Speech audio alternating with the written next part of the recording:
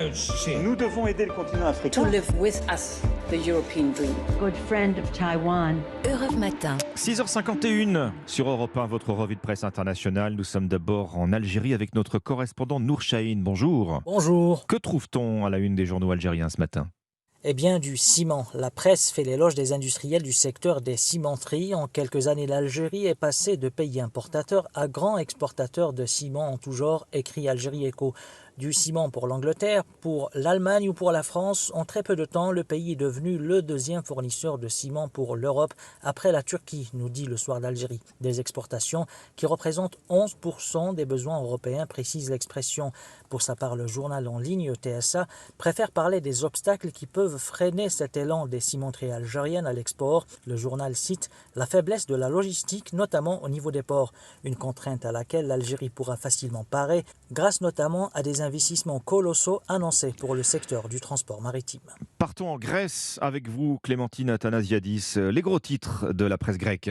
À la une de l'actualité, l'ouverture d'une enquête qui vise l'Arche du Monde, une ONG orthodoxe dont plusieurs membres sont accusés de violences physiques et morales, auxquels s'ajoutent des faits d'abus sexuels, écrit le journal Ikathé Mérini, des actes qui auraient été commis sur des mineurs vulnérables hébergés dans des foyers de l'organisation.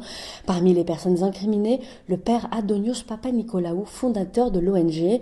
Lui nie tout en bloc, précise le quotidien Tanea, mais le gouvernement retire son aide financière jusqu'à ce que la lumière soit faite, lit-on dans la presse. Ces révélations choquent profondément l'opinion publique, non seulement parce que l'Arche du Monde a accueilli des centaines d'enfants, mais aussi parce que le père Papanicolaou avait une image de saint, souligne Ikathé Mérini.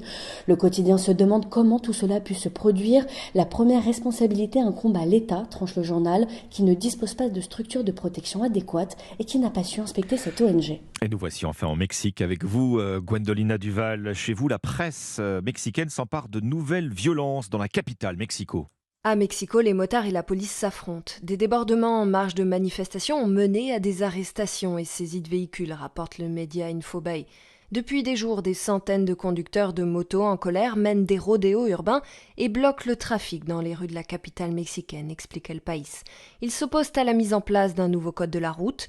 À partir du 1er décembre, Mexico veut interdire les deux roues de moins de 600 cm3 sur plusieurs grands axes de la ville. Le casque sera désormais obligatoire ainsi qu'un permis pour les petites cylindrées et un contrat d'assurance. Cette nouvelle politique espère faire baisser le nombre d'accidents. Selon Politica Expansión, chaque année, des centaines de personnes meurent à cause du trafic à Mexico. En 2022, presque la moitié des victimes sont des conducteurs de deux roues. Merci Gwendolina Duval, merci à nos correspondants.